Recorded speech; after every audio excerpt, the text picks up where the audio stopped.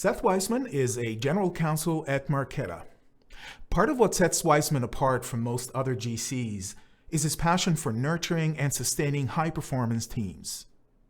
His advice to outside counsel goes beyond standard fare issues GCs may have with law firms, such as cost transparency. Instead, he hopes that firms could do a better job nurturing and growing their own talent.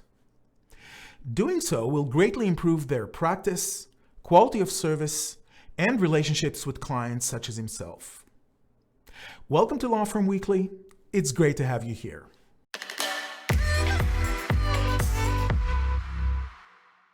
Seth Weissman is an experienced general counsel and senior executive, as well as a certified executive coach. He's currently the chief legal officer at Marqeta. Previously, he was SolarCity's EVP general counsel. SolarCity, as many of you may know, was acquired by Tesla in 2016. Seth, welcome to the studio. It's great to be here with you. Thanks for having me.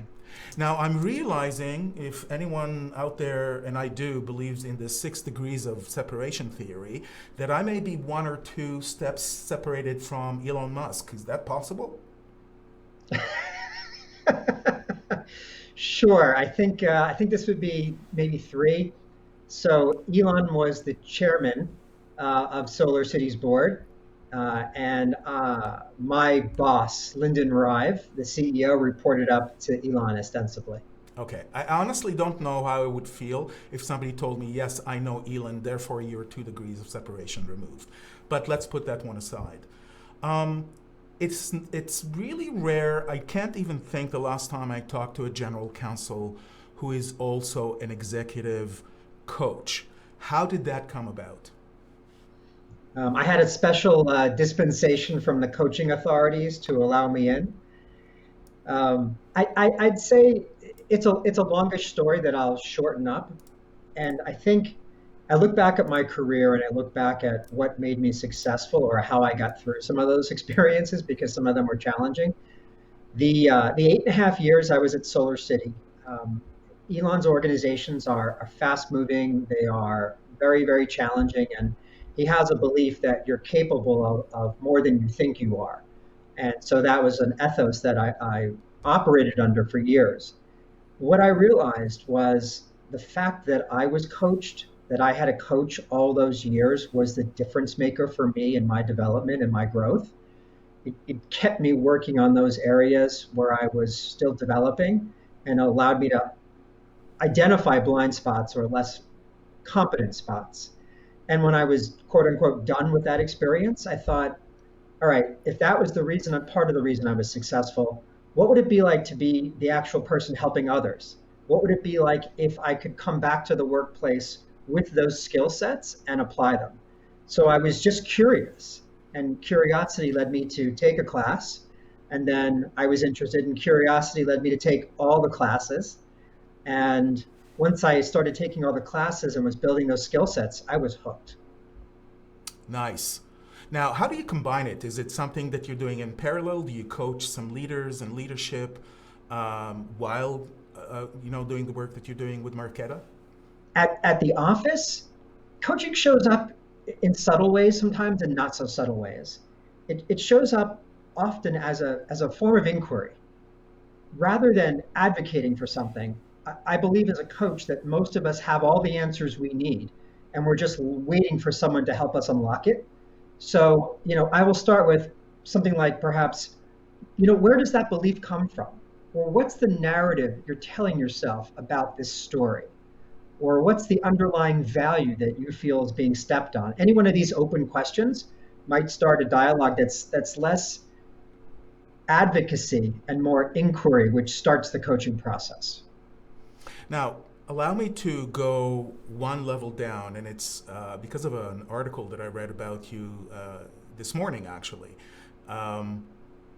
It is my understanding that you're deeply committed to a process of self-introspection. To what extent is this affecting, and I think you touched on it, your day-to-day way that you work with staff and other people around you? I think what you're referring to is sort of some of the public conversations I'm starting to have about growing up in a household with violence, and that if you want to break that chain of events, you have to do a lot of work. Otherwise, you're going to end up in the same place. And I think that I've been doing that work now for a couple of decades to make sure that I'm the husband and father and friend that I want to be to people. And I think how it makes me show up differently or how it affects me at the workplace is that I show up more vulnerable. And I think that vulnerability ultimately in the workplace is a strength. I think vulnerability is the underpinning of psychological safety, and psychological safety with others is the underpinning of trust. So I think that by telling people where I come from, telling people what I'm working on, exposing the parts of me that are not well polished or well finished, it builds stronger relationships with those around me, and we're more successful as a result. And sometimes it's not easy. Sometimes you live with thoughts of shame, or sometimes you live with thoughts of less than because of the things that you're working through. I had a conversation not even a week ago with Jerry Riskin, who is I think he's an executive coach as well, but he's definitely a management consultant in law firms. And he talks about this sense of fragility and that leaders sometimes lack the ability to empathize and sense that fragility, never mind with themselves, but with people around them. So I want to actually tie it back to the way that law departments and law firms work together, and to what extent law firm leaders need to improve in how they're dealing and treating and coaching, if they do it. Most of them don't, but if they do it, their staff and lawyers. And maybe the case is that they're not doing it and should be doing more of that. I have such a passion around this issue, and to me, it's just be a great business person. If for no other reason, make your law firm special, like make the relationship with your associates and your partners special by creating an extraordinary team environment. The foundation of every highly successful team is trust. There are things on top of trust. There are things like productive debate, buy-in, accountability, focusing on collective results. These are all things I'm quoting from a Pat Lencioni book called The Five Dysfunctions of a Team. And importantly, at the base is trust. And as I mentioned, the underpinning of trust is psychological safety. And the underpinning of that is vulnerability. You can't build a great work culture. You can't build a great team without first being vulnerable yourself. And it's just the opposite of what law school teaches us. Only the top of the class is going to make honors or, make the bar review. And then as an associate, only the top of us are going to make it up to counsel or partner. And that does not work. That is, the only thing more valuable than a high producing associate is a client. If you build teams at law firms that are loyal and caring to each other, you're actually building the future of your practice at the same time. And you're also going to attract the best talent at that law firm to your practice. Resources are still the most important thing, and people are the resources at a law firm. How do you grow people, lawyers, to be better at providing the services that they're supposed to provide to their clients, to people like you? What are the dots that are connecting, what it is that you believe you would like to get, if you will, from law firms and the lawyers that they staff? And what is it that law firms need to do in order to make sure those people are ready for that kind of productive interaction? Yeah, it's a great question. It's not a simple answer, and I will do my best to simplify it as much as possible. And that is, lots of people can understand the law. There are very few areas of law that are just mind-blowingly complex. Very few lawyers, however, can speak like a business person and then intuit what it means to be a business person or an in-house lawyer or something like that. And I believe if law firms focused more on EQ, if they focused more on how to grow the associates and grow the partners, they would have a better practice. What I mean by that is there are four stages of EQ. There is personal competency, which is self-awareness and self-management, and then relational competency, which is social awareness and relationship management. The best of us at law firms are the ones who know where the client is trying to go, understand the client's business, and can speak to the client in a way that they can be heard and the advice can be incorporated and digested. To do that, you have to understand the people that are around you. And you have to understand how they want to be heard or how they want to be communicated with. Those skills are generally not being taught at law firms. So what you're You saying see is, the most success and you see the most successful partners at the law firms are the ones who have the relationship with their clients of trust and understanding, as valued counselors, not just lawyers. I was just about to mention that. And for those that are most successful, it comes naturally. Yeah. For those that may not have it inherently, what you're saying is the firm needs to invest in educating them, teaching them, coaching them to develop that emotional quotient that you're talking about. In other words, it's not just about teaching them the law. It's not just about making sure that they're working 2,200 hours a year or whatever the number is. It's giving them this context, which in turn will immediately translate to better client relationship, which obviously is something that the firm is really interested in. And a lot of firms are investing in maybe superficial aspects of what it is that it takes to satisfy general counsel, law departments, and the relationship with them. Does that resonate? It resonates a lot. And I almost simplify it another level down. IQ is hardware. It's the intellectual processing capability of the associate or the lawyer. So you get the person who's top of their class in a top 10 law school. That's the IQ. The software, the user interface, the user experience, all of that, that's the EQ.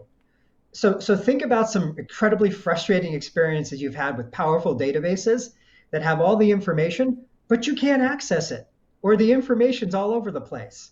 Uh, that is the difference between just having IQ and having IQ and EQ.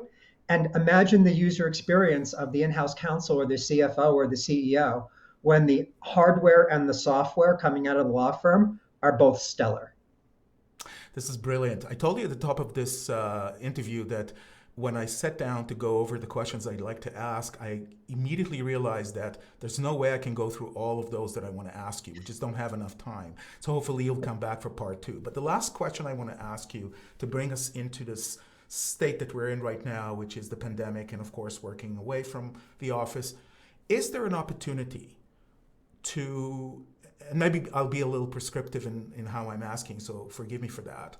Is there an opportunity to develop that kind of trust because your people are working away from the office? You can't see them in the office next door. Is there a way for them to actually say to themselves, you know what, I can trust those people?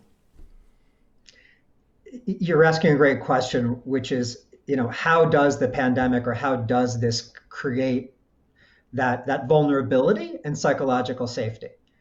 And the irony here is that some companies and some office places are thriving in part because of the nature of the diaspora of all of us away from the workplace.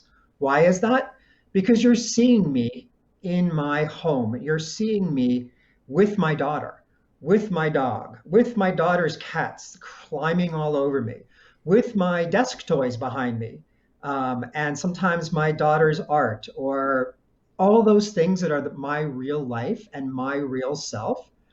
And so part of being on Zoom or whatever, application you may be using all day, it's showing the human side of each of us to each other.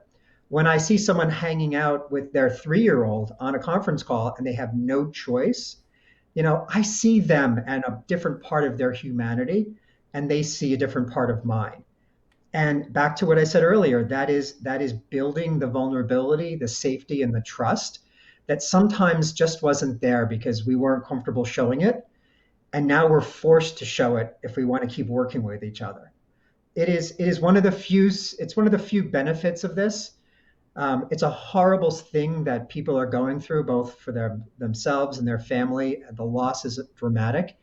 And for those of us who are trying to keep their groups both aligned and connected and cohesive, bringing our full selves to every day helps as much as you can imagine. I really want to thank you for your candor.